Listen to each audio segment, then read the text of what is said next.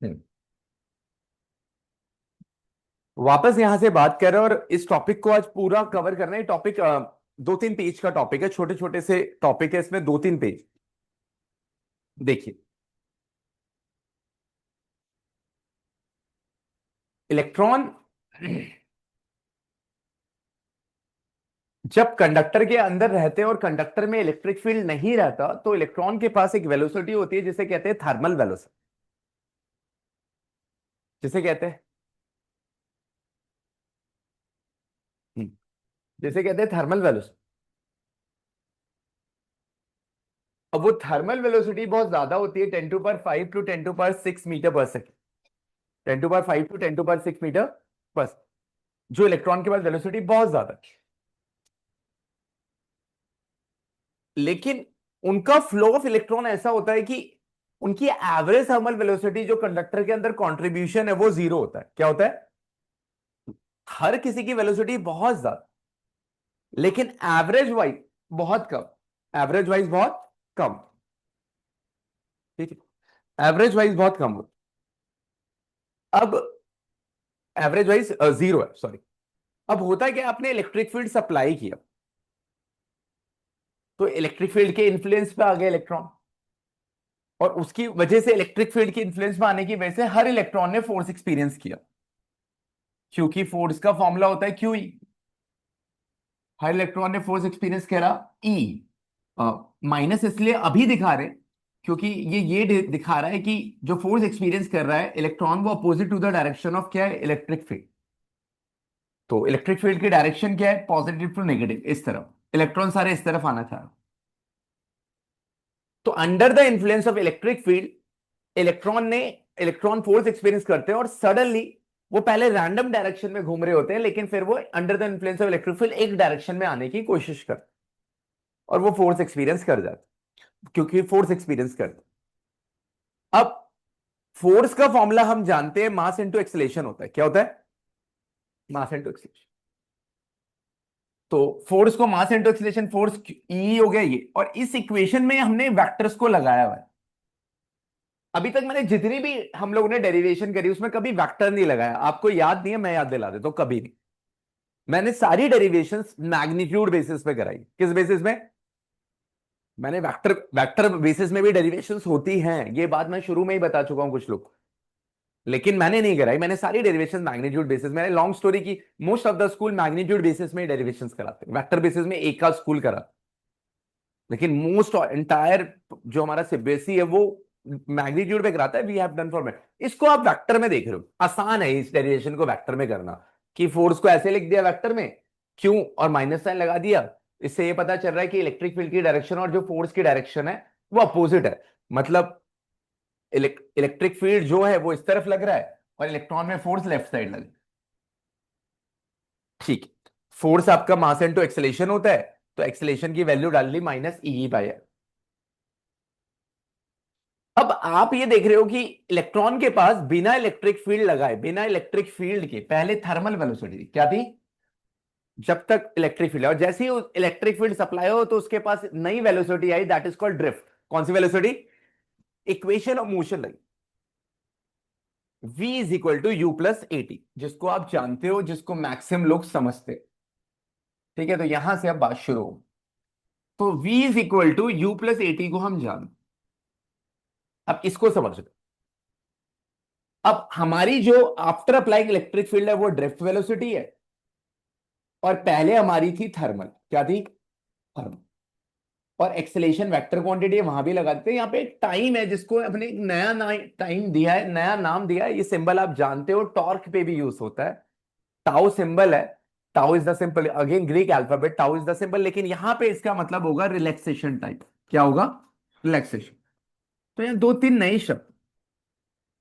पहली बात की, जो ड्रिफ्ट वेलोसिटी निकल रही है वो सारे इलेक्ट्रॉन्स के लिए निकल रही है, क्योंकि जो थर्मल वेलोसिटी आप जीरो ले रहे हो वो सबकी सबकी एवरेज थी। क्या थी?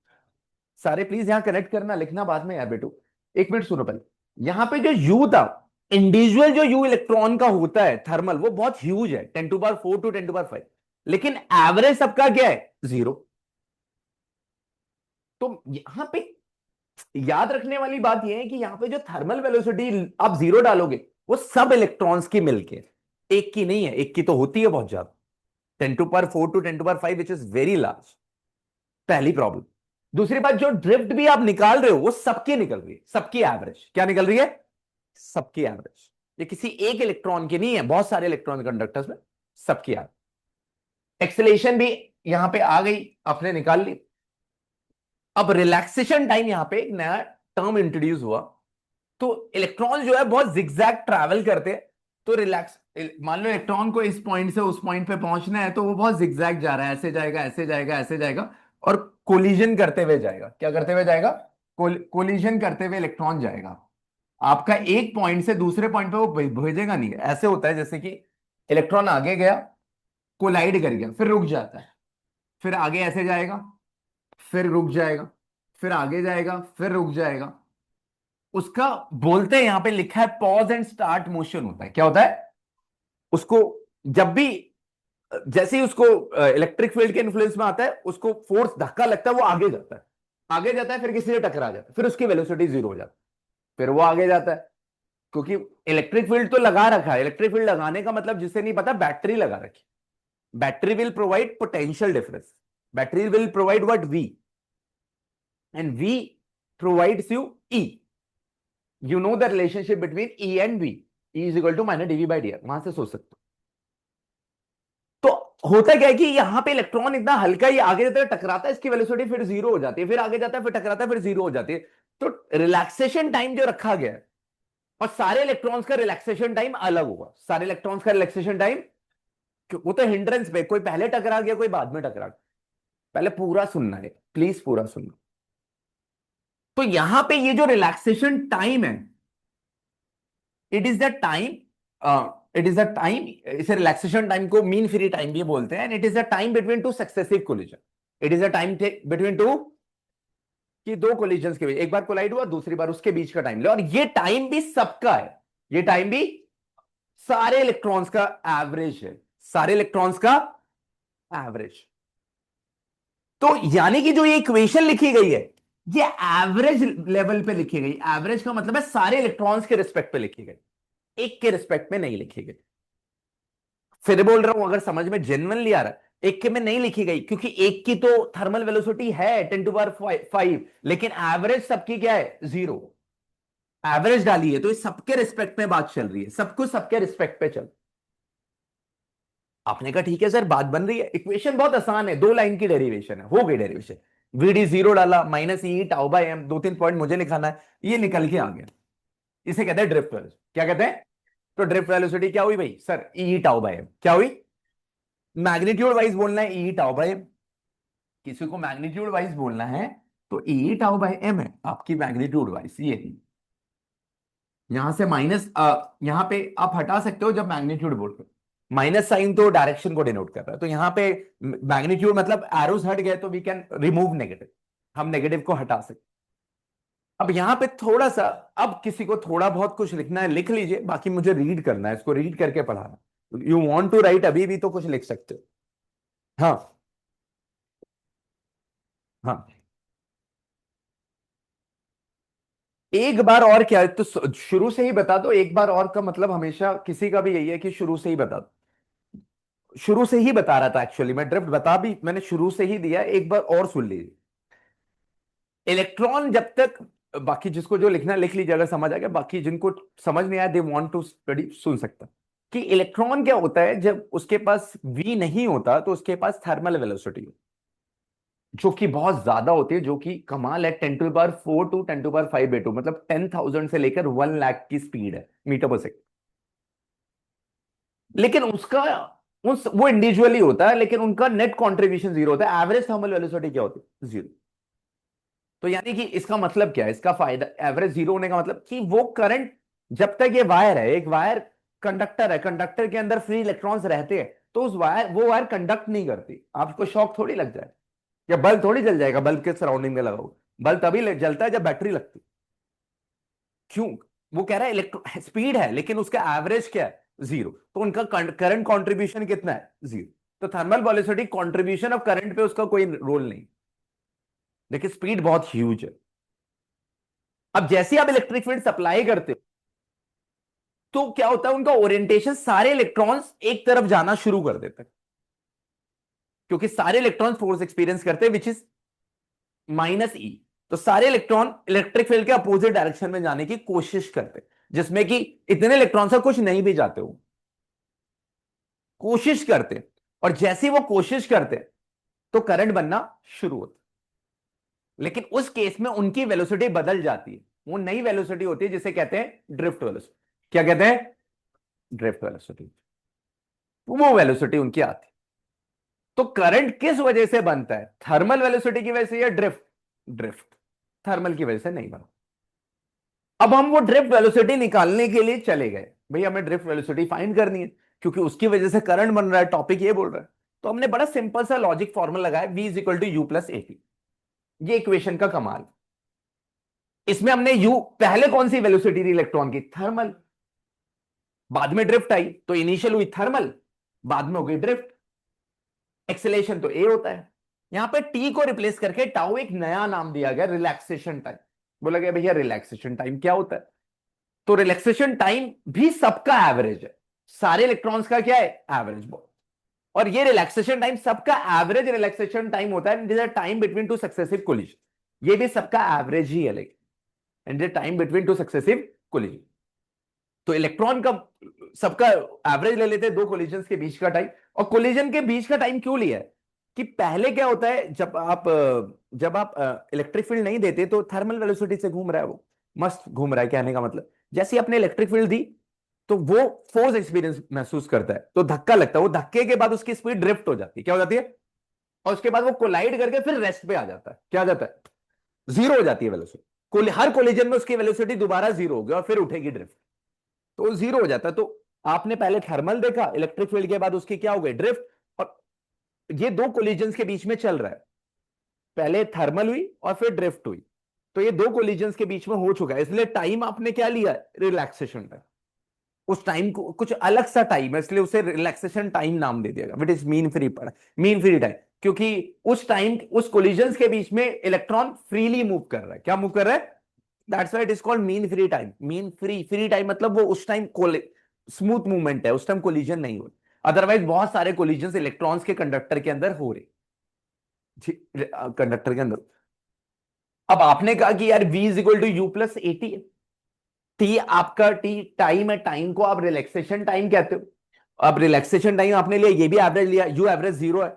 एक्सेलेरेशन का फॉर्मूला ऊपर से निकाल लिया था, क्यू ई बाय एम। और यहां पे आपने कंक्लूड करा कि ड्रिफ्ट वेलोसिटी और इलेक्ट्रिक फील्ड आपस में हमेशा क्या होती है? Opposite direction. ये तो शुरू में ही पता लग गया था, क्योंकि इलेक्ट्रॉन्स इलेक्ट्रिक फील्ड के अपोजिट जा रहे। तो this is the formula for drift velocity. लिख लिया जिसने जो लिखना था। अब एक बार इसको मैं रीड कराना चाहता हूं, मैंने रीड नहीं कराया। सबसे पहले इसका डेफिनेशन है, एक बार रीड करेंगे आलिमा definition, just read it. Drift velocity is defined as the average velocity with which free electrons in a conductor get drifted in the direction opposite to the direction of. तो यहां बड़ी note down करने वाली छोटी छोटी बात है कि ये भी एक एवरेज वेलोसिटी होती है। एवरेज, सबका एवरेज, जिसमें इलेक्ट्रॉन ड्रिफ्ट करता है और किस opposite to the direction of क्या होता है? इलेक्ट्रिक। अंडरस्टूड। आगे। Of electric field E vector, the force experienced by a free electron in the conductor case in the electric field is given by F vector is equals to minus E. Force का formula Q ही होता है, chapter 1। किससे मिला? Chapter 1 से मिल गया। पहली बार vector symbol दिखा तो हमने साइन ले लिया, वैसे मैं साइन कभी नहीं लिया, लेकिन वेक्टर सिंबल में मैं साइन ले सकता हूं, मैं पहली बार वेक्टर सिंबल ले रहा हूं। अदरवाइज अगर मुझे मैग्नीट्यूड लेना है, साइन आज भी नहीं लूंगा। और जितना भी बोलूं, कुछ लोगों को समझ आएगा, कुछ को नहीं आएगा। अगर मैग्नीट्यूड है तो साइन मुझे नहीं लेना हो, वेक्टर सिंबल में ही साइन लेते हो, मैग्नीट्यूड में साइन नहीं लेते। अगर मुझे मैग्नीट्यूड की बात करनी है तो मैं ये लिखूंगा, मैं वेक्टर की बात कर रहा हूं, साइन लिखा। और ये साइन क्लियरली ये बता रहा है कि इलेक्ट्रिक फील्ड और फोर्स की डायरेक्शन अपोजिट है। Direction of force and electric field vector are opposite each other. Electron is given by A vector is equals to F vector by M, where M is the mass of the electron. A vector is equals to negative E electric field vector upon M. ये बात कौन कर रहा है यार? हाँ, This acceleration acceleration lasts for a short time. ये बड़ा इंपॉर्टेंट लाइन है कि एक्सेलेरेशन जो मिलती है ये बहुत कम टाइम के लिए मिलती है। जैसे इलेक्ट्रॉन घूम रहा है, इलेक्ट्रिक फील्ड मिली, इसको धक्का लगा, इसके फोर्स लगी, अब ये थोड़ा सा आगे जाता है, फिर किसी से टकरा जाए, चाहे वो इलेक्ट्रॉन से टकराएगा, चाहे कंडक्टर के अंदर फिक्स आयंस होते हैं उनसे टकराएगा और रुक जाएगा वहां पे। इसकी वेलोसिटी दोबारा क्या हो जाएगी, जीरो। फिर ये रुकेगा, फिर स्टार्ट होगा।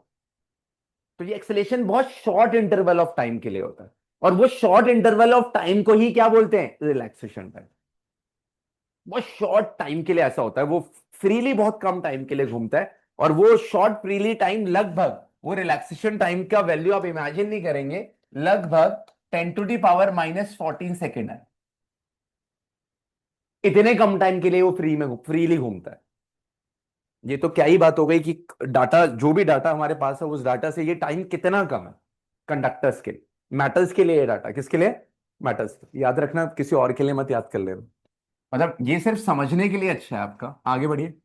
This action lasts for a short time and is interrupted when the accelerated electron collides with the vibrating ions of the conductor. It then experiences the force again due to the electric field and collides again and so on. That is pause and start. Motion तो कितना अलग है, pause and start motion चल रहा है। आगे गया, टकराया, फिर जीरो, फिर आगे जाएगा, फिर टकराएगा, फिर जीरो, फिर आगे जाएगा, फिर टकराएगा, फिर जीरो, और फिर उस तरह से आपकी वो एक जगह से दूसरी जगह पहुंचेगा।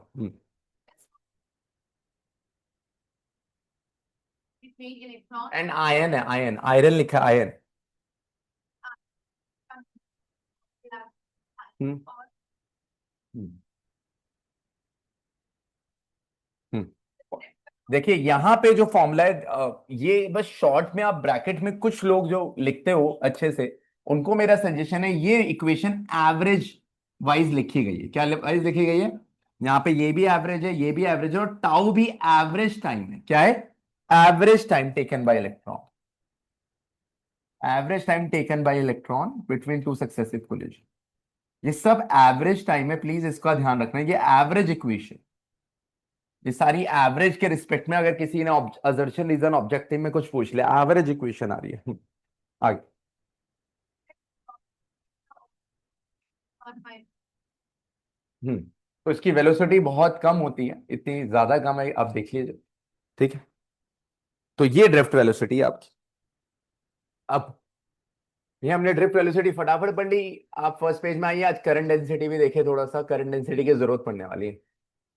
Current density is like density, ठीक है। Current density is defined as the amount of current flowing per unit area. तो current density is your amount of current flowing per unit area, per unit area of the conductor. ठीक है। हम्म। अब हमें यहां पे formula बनाना है, head perpendicular to the flow of charge. जो आपका कंडक्टर है, कंडक्टर को आपको हमेशा, कंडक्टर आपके फ्लो ऑफ चार्ज से हमेशा परपेंडिकुलर रखा हुआ है। इसका मीनिंग क्या है यार, इसका मीनिंग है, ये मान लीजिए कंडक्टर, तो जो चार्ज है, जो एरिया है, पर unit area, area is this, मान लीजिए। तो आपका जो चार्ज है वो हमेशा, कंडक्टर जो है वो हमेशा perpendicular to the flow of क्या है, चार्ज। चार्ज ऐसे घूम रहा है मान लीजिए, और कंडक्टर ऐसे रहे। इसका मतलब अभी समझाते हैं। और इसके बाद करंट डेंसिटी, सिंपल, एक तरह की डेंसिटी है। आपने लीनियर चार्ज डेंसिटी पढ़ी, charge per unit length. Surface charge density पढ़ी, charge per unit area. Volume charge density, charge per unit. Mass density पढ़ी, मास बाय वॉल्यूम। ऐसे current density current per unit है। जब area non uniform होता है, क्या होता है, तो वहां पे करंट सेम फ्लो नहीं करता। अभी तक आपको नॉन यूनिफॉर्म एरिया मिला नहीं, आपको हमेशा यूनिफॉर्म एरिया मिलता है। तो आपको फर्क नहीं पड़ा, आपने करंट, बात ही नहीं हुई इस बारे में। अभी शायद हो सकता है आने वाले टाइम पे आपको ऐसे क्रॉस सेक्शनल एरिया मिले जहां पे नॉन यूनिफॉर्म एरिया है, और वहां पे आपको आई निकालना पड़े, एक पर्टिकुलर एरिया, एक पर्टिकुलर, मतलब मान लो ये यूनिफॉर्म एरिया है। देखिए यूनिफॉर्म, क्योंकि कहीं पे भी इसका क्रॉस सेक्शन बदल नहीं रहा, लेकिन इसी की जगह ऐसा कुछ एरिया हो, ऐसा हो, तो यहां एरिया ज्यादा है, यहां के क्या हो गया, कम। तो दैट्स वाई उस सिचुएशन में आपको करंट डेंसिटी का कंसेप्ट यूज करना पड़ेगा। Logic is this. दूसरा कि ये बात अगर समझ में आ रही है, help perpendicular to the flow of charge का मतलब ये है कि कंडक्टर हमेशा आपके चार्ज के फ्लो के परपेंडिकुलर होना चाहिए। क्यों? इसके इसका क्वेश्चन हो सकता है क्यों, उस क्यों का जवाब मैं देने की कोशिश करता हूं। चलो,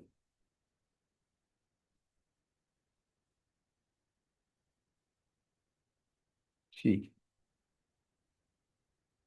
इसका आपको आंसर देने की कोशिश करते हैं कि अब आपको पता है कि करंट जो है, आप जानते हो कि करंट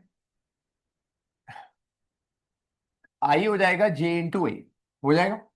अब करंट तो स्केलर क्वांटिटी, अब करंट डेंसिटी को, इसको डिफाइन करना है बात को, तो इसको इन्होंने डॉट प्रोडक्ट दिया हुआ है। क्या दिया हुआ है? Dot product. Dot product gives you scalar quantity, you know, और उसे डॉट ही देना पड़ेगा, क्रॉस नहीं दे सकता, क्योंकि क्रॉस देगा तो current becomes a vector, current becomes a, उसे देना तो डॉट प्रोडक्ट। आपने कहा ठीक है यार सर, ये भी बात मान लेते हैं आपकी। तो करंट हो जाएगा जे ए कॉस थीटा। अब होता क्या है कि जे ए कॉस थीटा को डेवलप करना है। मान लो आपका एरिया जो है, आपका सेक्शन जो है, आपका जो पार्ट है, आपका एरिया, वो ऐसे ना जाके इसको फिगर को ऐसे ना जाके, आपका आपका एरिया जो है ऐसे जाता है वैसे, लेकिन जनरली अब वो ऐसे जा रहा है, एरिया ऐसे होंगे। अब चार्ज जो फ्लो कर रहा है वो ऐसे फ्लो कर रहा है, this is your movement of charge या करंट। तो एरिया वेक्टर हमेशा सरफेस के क्या होता है? नॉर्मल। अब सरफेस ये है, तो इसका नॉर्मल कुछ ऐसा होगा, नॉर्मल मतलब 90 डिग्री। अब इसका जब कंपोनेंट लोगे तो दो कंपोनेंट होंगे, एक होता है ए कॉस थीटा और एक होता है ए साइन थीटा। अब साइन कंपोनेंट तो जाएगा ही नहीं, साइन कंपोनेंट तो आपके चार्ज के मूवमेंट के, आ, ये जो एरिया है, एरिया के अलोंग है, एरिया के क्या है? अलोंग। ये आपका साइन कंपोनेंट है। मान लीजिए this is your A sine theta and this is your charge. ठीक है, तो ये एरिया, सॉरी एरिया, तो एरिया के अलोंग ये वाला कंपोनेंट आपका जो है, ये सरफेस के परपेंडिकुलर है। सरफेस के क्या है? दिस इज योर सरफेस, उसके परपेंडिकुलर। अगर आपका थीटा 90 हो जाए, थीटा क्या हो जाए? आप कहते हो नहीं, आप ये वाले थीटा को इस तरह लेते हो, जो सरफेस एरिया, सरफेस को आप 90 फील कराते हो चार्ज से। तो अगर थीटा 90 ले लोगे तो कॉस 90 आपका क्या हो जाएगा? जीरो। करंट कंट्रीब्यूट ही नहीं होगा कभी। ये बात बहुत लोगों को नहीं समझ में आएगी, अगर ध्यान दोगे तो आएगी। बाकी बात ऊपर वाली बात समझना आसान था कि करंट डेंसिटी इज लाइक बाकी डेंसिटीज की तरह करंट पर यूनिट एरिया। ये बात समझ में बहुत लोग को आएगी। हाँ, यूनिट एरिया में इतना करंट। दूसरी बात इसके साथ कुछ बच्चों को समझ में आएगी जो ज्यादा समझ रहे, कि यूनिफॉर्म एरिया के लिए करंट डेंसिटी, करंट सेम रहती है तो फर्क नहीं पड़ रहा था। लेकिन नॉन यूनिफॉर्म अगर एरिया है, आपका नॉन यूनिफॉर्म एरिया है, तो उस केस में वो ये कह रहा है कि यहां पे करंट अलग होगा और यहां पे करंट अलग होगा, क्योंकि इसका एरिया ज्यादा और इसका एरिया क्या है? कम। करंट डेंसिटी का इस्तेमाल होगा जब non uniform cross sectional area हो। दूसरी बात, ये कुछ लोग, ये थोड़े ज्यादा लोगों को समझ में आएगा, हाँ ठीक है, नॉन यूनिफॉर्म एरिया में हम इस फॉर्मूले का शायद इस्तेमाल करें, इसलिए करंट डेंसिटी कंसेप्ट आ रहा है। लास्ट लोग होंगे कुछ लोग जो आप में से समझेंगे कि वो बोल रहा है कि यार help perpendicular to the flow of current, मतलब जो भी आपका कंडक्टर होगा, उसका जो एरिया होगा वो perpendicular to the flow of charge होगा। मतलब चार्ज हमेशा ऐसे जाएगा तो एरिया हमेशा ऐसे फील होगा। अगर एरिया भी ऐसे होगा और चार्ज भी ऐसे होगा, वो कह रहा है एरिया कुछ ऐसा हो, चार्ज भी ऐसा हो, तो कह रहा है उस केस में थीटा आपका 90 हो गया। मान लीजिए आपका चार्ज ऐसे जा रहा है, ठीक है, आपका करंट ऐसे जा रहा है और एरिया भी आपका इसी तरह फील कर रहा है, तो उस केस में एक तरीके से करंट कंट्रीब्यूशन क्या हो जाएगा? जीरो। तो इसलिए वो हमेशा कहता है कि जब भी आप करंट डेंसिटी की बात करोगे और एरिया की बात करोगे, पर unit area of the conductor, उस केस में आपका कंडक्टर हमेशा आपके सरफेस से नॉर्मल होगा। मतलब ये एरिया है और जो करंट है ये आपके एरिया से क्या होगी? परपेंडिकुलर। करंट एरिया से क्या होगी? क्योंकि करंट जब एरिया से परपेंडिकुलर होगी, ये करंट है, और जब ये एरिया, ये वाले एरिया से परपेंडिकुलर होगी, तो ऑटोमेटिकली इसका जो एरिया वेक्टर है वो सरफेस के नॉर्मल होगा। एरिया वेक्टर सरफेस के क्या होगा? तो आई होगा जे ए कॉस थीटा अब ये ए है और ये क्या है आपका आई, तो थीटा क्या हो जाएगा, जीरो इस केस में। तो फॉर्मूला डेवलप हो जाएगा। जब ये तभी होगा जब आपका कंडक्टर ऐसे प्लेस हुआ है, तभी आपका करंट, जो आपका एरिया है, एरिया वेक्टर और ये जे, इनके बीच में एंगल क्या होगा, जीरो। तभी ऐसे होगा जब कंडक्टर आपके करंट के क्या है, परपेंडिकुलर। कंडक्टर आपके करंट के क्या है, ठीक है, एक बार और रुक जाओ इसको।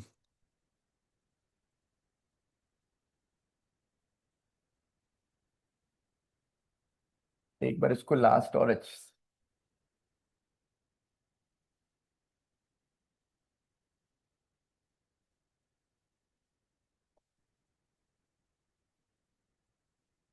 जो करंट की डायरेक्शन है।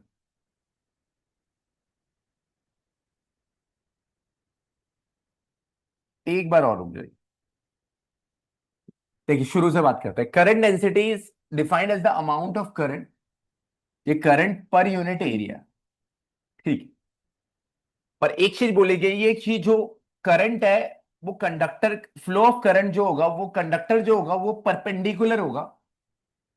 अगर आपका कंडक्टर ये है, उसमें जो ऐसा करंट होगा वो परपेंडिकुलर होगा। Current is perpendicular to the area. Area मतलब दिस, क्रॉस सेक्शनल एरिया मतलब एरिया इज दिस। अब पहली बात ये फॉर्मूला समझ में आया, वो बोल रहे हैं मतलब कहने का मतलब ये है कि कंडक्टर को हमेशा ऐसे रहना पड़ेगा करंट के रिस्पेक्ट। अब जब मैं आई बना रहा हूं तो जे वेक्टर क्या आ रहा है, डॉट ए वेक्टर।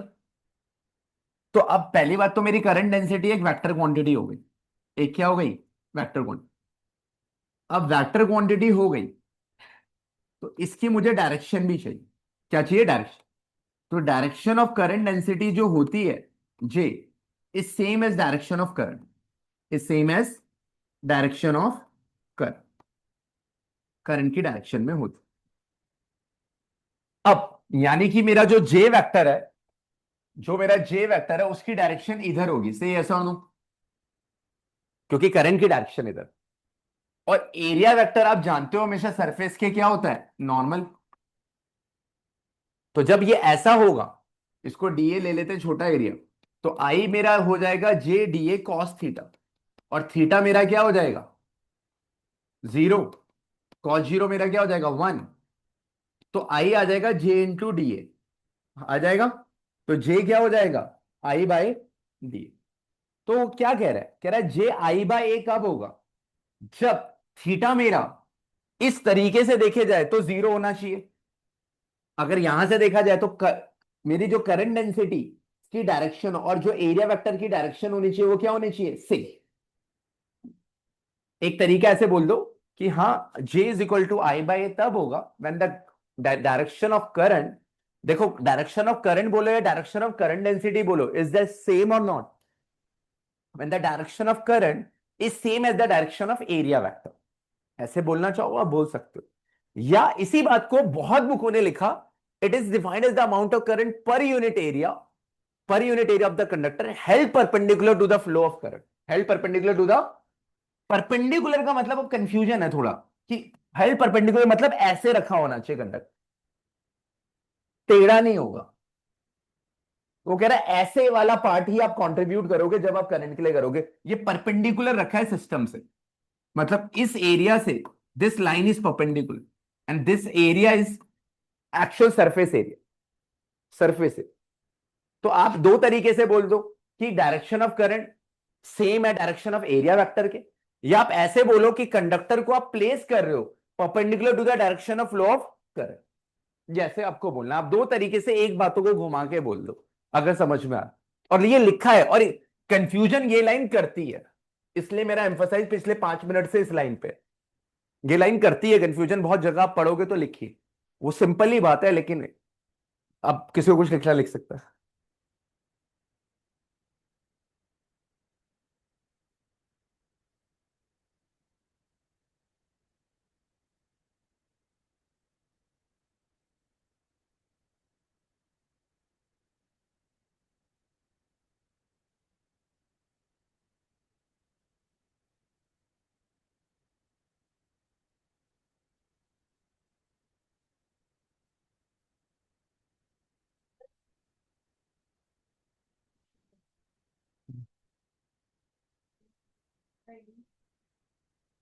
चार भेज देगा तुझे।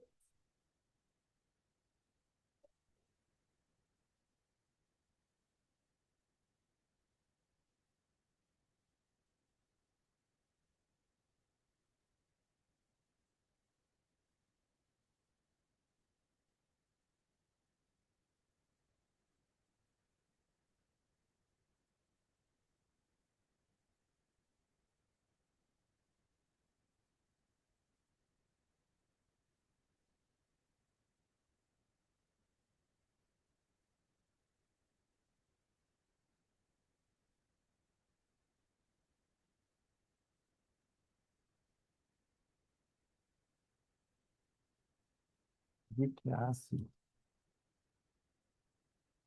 ये अभी तक क्यों नहीं तूने इस पर काम किया? तुझे मैं इतनी देर बोला सबसे पहले ये काम करना है। तो भाई अभी तक क्यों नहीं हुआ है? आपको समझ में क्यों नहीं आ रही? इतनी सिंपल सी बात है, इस काम को शॉर्ट आउट करो। इतना सीरियस बोलते हो, सीरियस नहीं लेता कोई बात। जो मैंने बना के भेज दिया मतलब उन्होंने चेंजेस बताए फिर मैंने वो करे फिर वो तेरे वही सामने चीज। लिख रहा है कि 7 मई हो गई है, 3 दिन मैंने कांटेक्ट किया, अभी तक उसने नहीं बोला जो भी बात। ये काम सबसे पहले सॉर्ट आउट करना है। आप घर पे बैठो, आप कह रहे हो मैं फ्री हूँ, चलो सुबह आ जाऊंगा, मुझे तो एक भी दिन आप देखे नहीं, चलो छोड़ो। लेकिन काम तो करो, कंप्लीट करो ना इसको। उससे अभी के अभी बात करो, शॉर्ट करके इसको आजकल में फ्री करो, उसको चाहिए पेमेंट। कमाल करते हो यार तुम लोग। इतना काम आ गया। भाई एक काम पहले फिनिश करो, फिर दूसरा काम कर लो। मुझे बताओ सर, पहले मैं ये काम कर रहा हूँ। मुझे तो कोई भी काम पूरा होता हुआ दिख ही नहीं रहा है। और मैं क्लास के बीच में आ रहा हूँ तो मेरा कंसर्न है।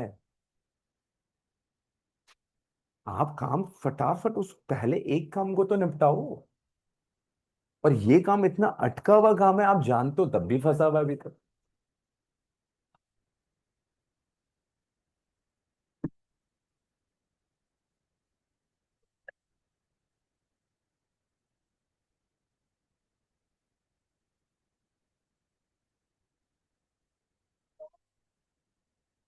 है? कह रही भार्गव को बोलियो, बताओ तो सही। देख ले, सच है। मैं जो बोला वो सच। ये देख, ये तो इमोशनली कहती है, सीधा कह रही तबीयत खराब हो जाएगी भाई। देख, सबसे सही श्रुति बोलती है, बात खत्म करी, तबीयत खराब हो जाएगी। ऐसे कुछ नहीं बोलती तू पूरी उस टाइम, तेरे 40 मिनट तो तेरा पता ही नहीं रहता, तू हैवी एग्जिस्ट कर रही है क्लास। याद आ गया, छोड़ूंगा नहीं। चल।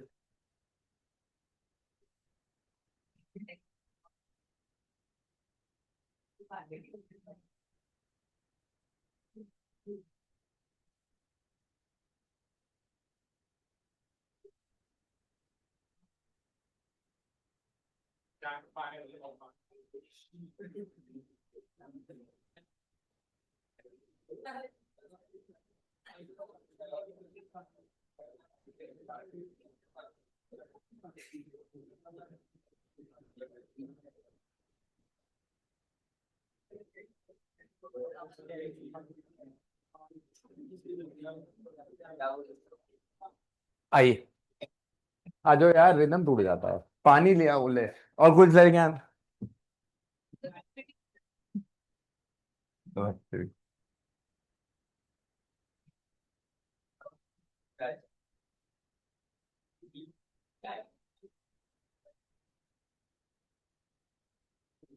पानी पीछे, पानी पी लीजिए जिसको। चलिए।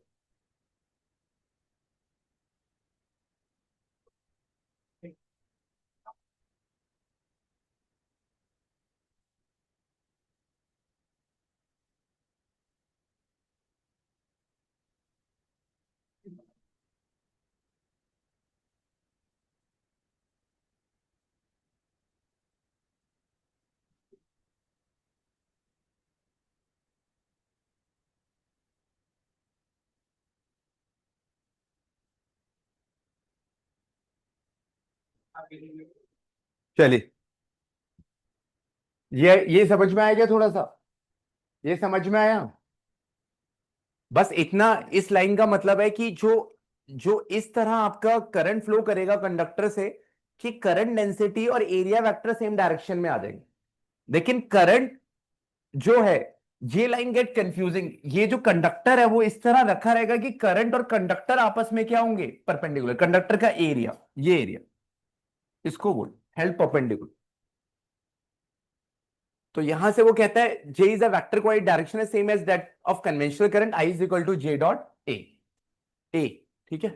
Current density at different points of a conductor different different at a different point if it has a non uniform area. इस नोट को मैं बता दूंगा आपको जब कोई क्वेश्चन या कुछ आए। आगे बढ़ते हैं,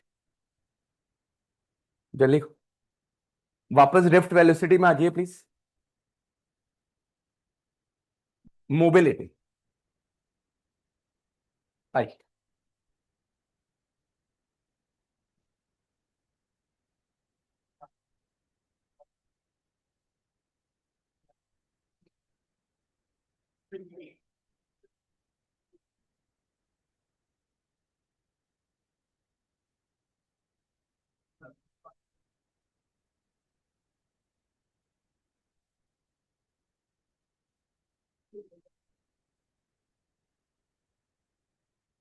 आई मोबिलिटी मतलब यही है कि इलेक्ट्रॉन्स के मोशन की वजह से मोबाइल फोन जो वर्ड यूज हुआ वो मोबिलिटी से ही निकला है कि मोबाइल जब बना कि एक फोन एक तरफ से दूसरी तरफ जा पाए, तो mobility word comes from that.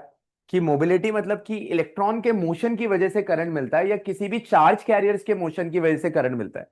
और आप जानते हो कि चार्ज कैरियर सिर्फ इलेक्ट्रॉन्स नहीं होते, कंडक्टर्स में इलेक्ट्रॉन्स होते हैं, सेमीकंडक्टर्स में क्या होते हैं, इलेक्ट्रॉन्स एंड होल्स। उसमें सॉल्यूशन के अंदर क्या होते हैं, आयंस। तो चार्ज कैरियर्स भी डिफरेंट टाइप्स के होते हैं। तो मोबिलिटी एक नया वर्ड निकाला गया जिसको बोला गया ड्रिफ्ट वेलोसिटी और इलेक्ट्रिक फील्ड का रेशियो है। तो यहां पे जब ड्रिफ्ट वेलोसिटी की value E tau by M डाली गई, यहां पे ई टाउ बाई एम डाली गई, ई से ई कैंसिल हो जाएगा, e tau by m mobility is inversely proportional to mass आएगा। क्या आएगा, इनवर्सली। तो मोबिलिटी मास पे डिपेंड करेगा, चार्ज कैरियर कौन सा मोबाइल ज्यादा होगा, जिसका मास कम होगा, जिसका अगर चार्ज कैरियर्स का कंपैरिजन हो, मान लो इलेक्ट्रॉन्स है होल्स है, इलेक्ट्रॉन होल्स का कंपैरिजन ज्यादा होगा क्योंकि सेमीकंडक्टर में electrons and holes are responsible for the current. Hole को लगभग प्रोटॉन प्रोटॉन की तरह ट्रीट करते हैं, किसकी तरह, प्रोटॉन की तरह ट्रीट करते हैं थोड़ा। तो बोला जाए प्रोटॉन का जो इलेक्ट्रॉन का मास है वो होता है 9.1 जी, और होल का मास -27 kg होता है। तो इलेक्ट्रॉन हल्का होता है, इसलिए इलेक्ट्रॉन की मोबिलिटी ज्यादा होती है। Electron is lighter, that's why mobility electron की ज्यादा होती है, कंडक्शन भी इलेक्ट्रॉन ज्यादा कर सकता है आपके। तो मोबिलिटी वर्ड भी यहां से डेवलप हो गया। और ये क्यों आया है, क्योंकि चार्ज कैरियर्स के मोशन की वजह से करंट बनता है। और there are different types of charge carriers in different elements. Conductors में इलेक्ट्रॉन, सेमीकंडक्टर्स में इलेक्ट्रॉन्स एंड होल्स बोथ। और जो भी सॉल्यूशंस होता है वहां पे आयंस की वजह से भी होती है इलेक्ट्रिसिटी। लिक्विड्स में, गैस में भी आयंस की वजह से इलेक्ट्रिसिटी कंडक्ट होती है। तो ये भी फटाफट देख लीजिए आप।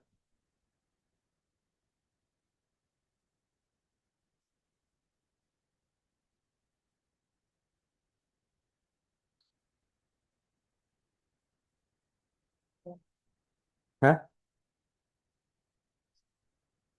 टी टाउ है, टाउ तो रिलैक्सेशन टाइम, जो वही फॉर्मूला तो पीछे से डाला है। टी टाउ बाय कुछ अलग थोड़ी डाला, बड़े। ओके ओके, इसके बाद दिख रहा है अभी। हाँ, मोबिलिटी का मैग्नीट्यूड कंसिडर किया जाता है, it is somewhat is a scalar quantity.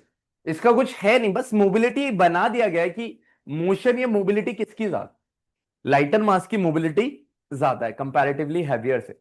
और प्रैक्टिकल लाइफ में भी ऐसा है, जो हल्का इंसान है वो ज्यादा भाग सकता है शायद, ऐसा बोल लो शायद। या जो मोबाइल में उसके अंदर शायद ज्यादा मोशन होगा, है।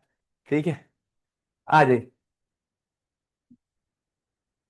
Relation between drift velocity and electric current.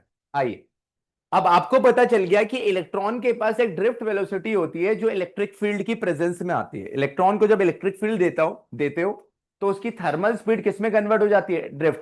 और ड्रिफ्ट स्पीड की वजह से ही करंट बनती है। अब वो करंट निकालनी है, तो relation between I and VD, relation between I and हम डिराइव करने वाले। तो इनके बीच में पोटेंशियल डिफरेंस आता है, इनके बीच में पोटेंशियल डिफरेंस यहां पे आता है,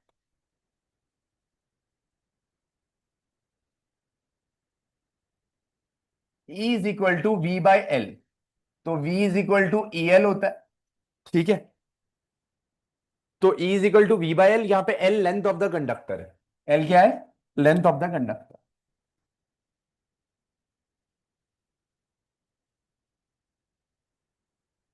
अब मुझे करंट निकालना है, बहुत सिंपल सा फॉर्मूला है। अगर मुझे करंट फाइंड करना है तो I है मेरा Q बाई टी। क्या है? Q by T. तो I is my Q by T.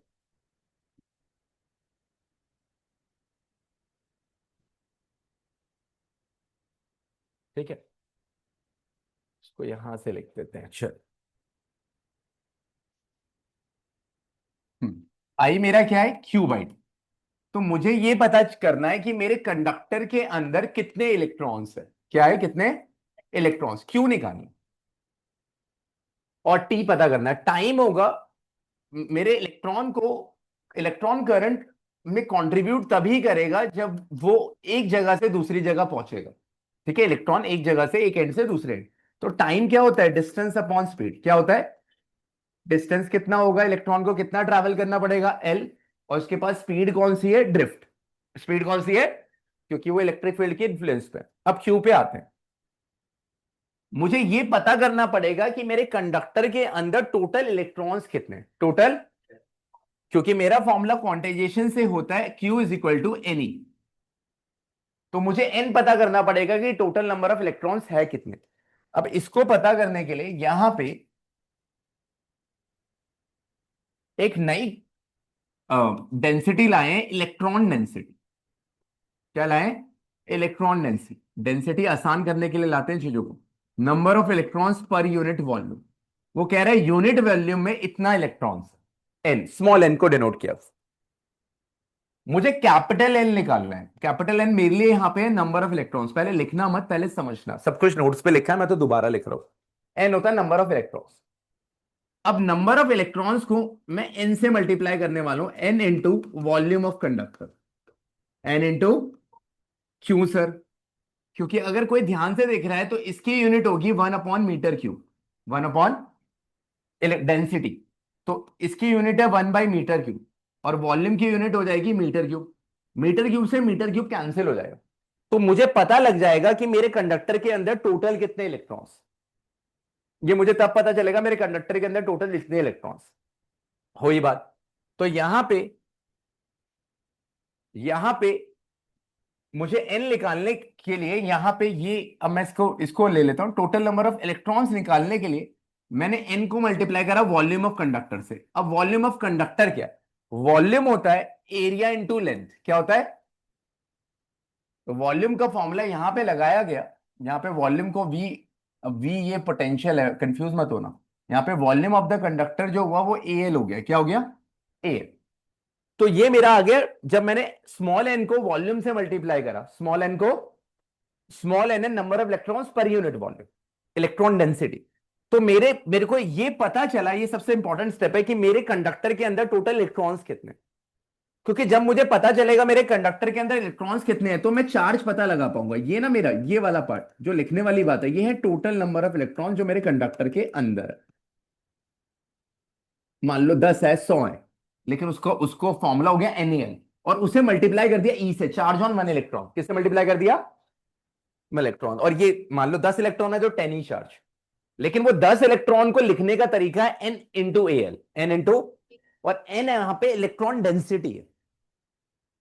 तो हमें पता है हर इलेक्ट्रॉन, इलेक्ट्रॉन डेंसिटी भी फिक्स होती है, पता होता है। जैसे वाटर की डेंसिटी फिक्स है 1000 kg पर मीटर क्यूब, ऐसे इलेक्ट्रॉन की डेंसिटी फिक्स है। मतलब इलेक्ट्रॉन क्या है? इलेक्ट्रॉन की डेंसिटी का मतलब क्या है कि एक 1 मीटर क्यूब में कितने इलेक्ट्रॉन रह सकते हैं, ये पता है, लगभग 10⁻29। वॉल्यूम समझ रहे हो?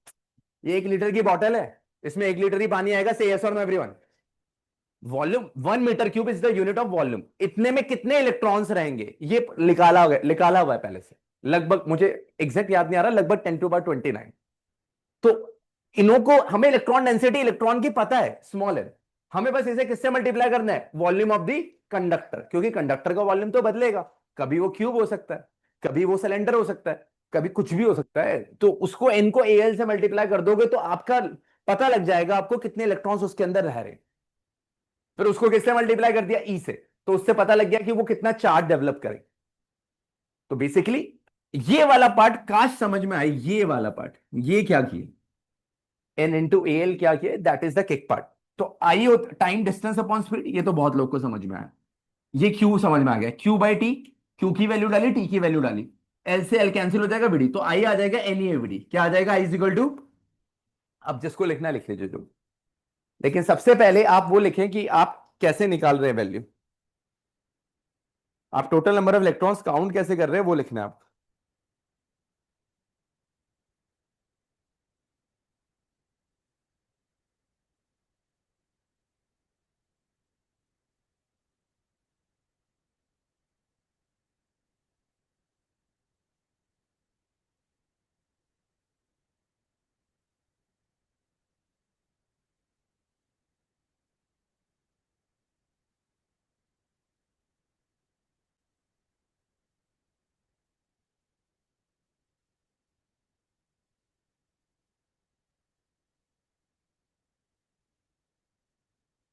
तो यहां पे स्मॉल एन को मेंशन करिए, इलेक्ट्रॉन डेंसिटी है, A L, A into L, area into length, area कौन सा है फिगर में दिखा देना, ये वाला है, एल कौन सा है, लेंथ ऑफ द कंडक्टर, जब एरिया इंटू लेंथ कर रहे हो तो वॉल्यूम आ रहा है, ये वॉल्यूम एरिया इंटू लेंथ, और इसको मल्टीप्लाई जब स्मॉल एन से कर रहे हो डेंसिटी से, तो टोटल नंबर ऑफ इलेक्ट्रॉन्स पता लग जाएंगे उस कंडक्टर में कितने, फिर उसको ई से मल्टीप्लाई कर रहे हो तो चार्ज निकल जाएगा, और चार्ज को टाइम से डिवाइड कर रहे हो तो करंट आ जाए। तो electron density is like any density, और इलेक्ट्रॉन डेंसिटी का किसी को मीनिंग लिखना है, एक मिनट सुन लीजिए, इलेक्ट्रॉन डेंसिटी का मीनिंग का मतलब यह है कि 1 मीटर क्यूब में कितने इलेक्ट्रॉन्स रह सकते हैं, that is the meaning, number of electrons, कितने इलेक्ट्रॉन्स 1 मीटर क्यूब वॉल्यूम में रह सकते, that is electron density and which is fixed. मैं वैल्यू अगली क्लास में देख के बता दूंगा, 10⁻29 के आसपास ही एक है। आपको ये डाटा काम तो नहीं आएंगे, लेकिन बस जानने के लिए कि 1 मीटर क्यूब में 10⁻29 इलेक्ट्रॉन रह सकते हैं। ये आज का लास्ट टॉपिक है।